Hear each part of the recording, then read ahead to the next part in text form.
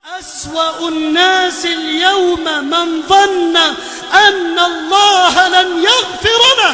سبحانك ما أكرمك، سبحانك ما أحلمك على من عصاك، وما أقربك ممن دعاك. سبحانك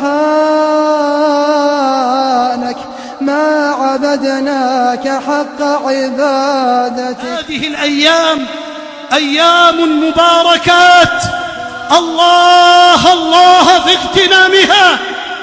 هلا من مشمر ومن صادق جاد ومن مريد للجنة وطالب للذة النظر إلى وجه الله.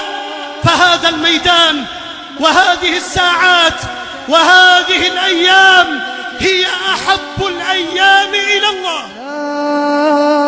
لا إله إلا الله عدد ما مشى في السماوات والأراضين ودرج، ولا إله إلا الله بيده مفاتيح الفضل.